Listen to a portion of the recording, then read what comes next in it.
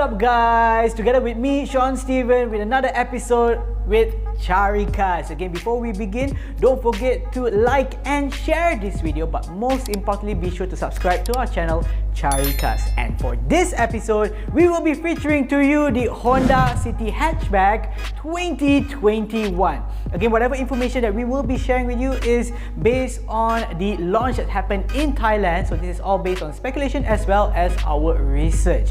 Now, apparently it has 3 variants, and the pricing is from about 80,000 ringgit till about 101,000 ringgit. And it has 6 amazing colors, which are Ignite Red Metallic, Platinum White Pearl, Meteor Grey Metallic, Sonic Grey Pearl, Crystal Black Pearl, and Taffeta White.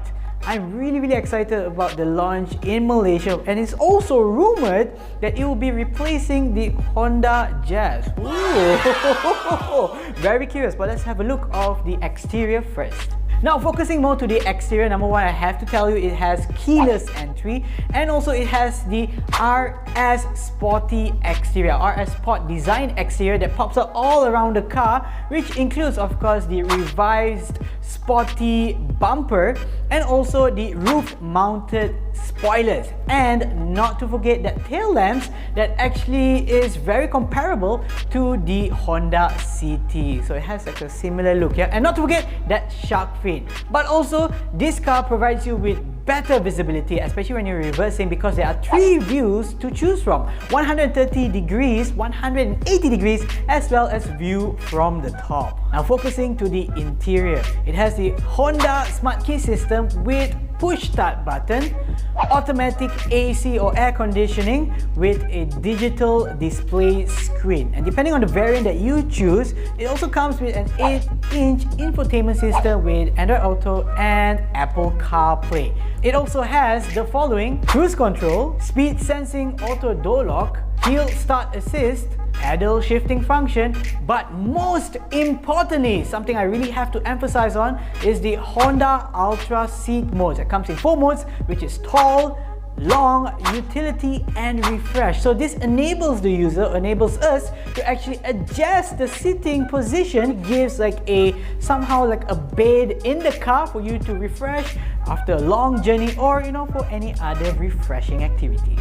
Now, moving on to the driving experience. Obviously, we don't have the car with us right now, and whatever information we provide to you is all based on speculation from our neighboring country, Thailand. So here we go. It comes with a 1.0-liter VTEC turbocharged engine with a 7-speed CVT auto transmission, which powers the front wheel. And not to forget, very important, for the RS variant, it comes with the Honda Connect application. So you can connect your phone to your car and get all this important information, such as your driving behavior. You can also detect your car, or actually locate your car, and so many other features such as car status, emergency call service, location search, as well as news.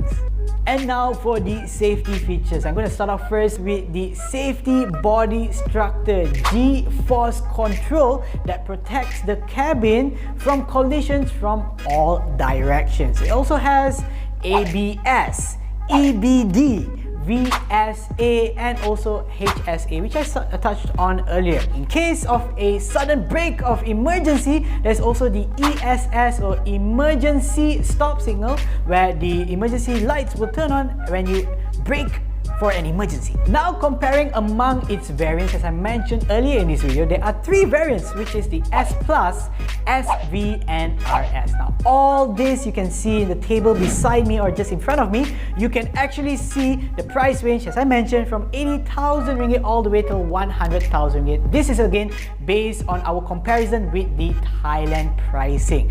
All of them have all the safety features which I just mentioned. Also, again, depending on the variants, it has the 8-inch touchscreen infotainment system. But the higher the variants, the more features it has. In terms of safety, the RS has 2 additional airbags. Plus, it has a whopping 8 speaker audio system.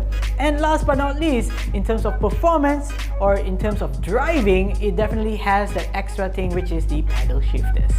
Now comparing it with its competitors, the Toyota Yaris as well as the Mazda 2 hatchback. You can see it has the lowest engine capacity, which is a 1.0 liter, but mind you, it is a 1.0 liter turbocharged engine. And based on the table that you can see, it has higher torque, higher power, but most importantly, lower fuel consumption. And because it's a 1.0, the road tax will also be much cheaper. Well, I'm super excited to actually see the launch of the Honda City Hatchback here in Malaysia, and I just can't wait for it. But what do you think about this car? Be sure to write down your comments in the comment section below, and don't forget to like and share this video. Most importantly, do subscribe to our channel, which is Caricarz, and I'll see you in our next episode. Bye bye.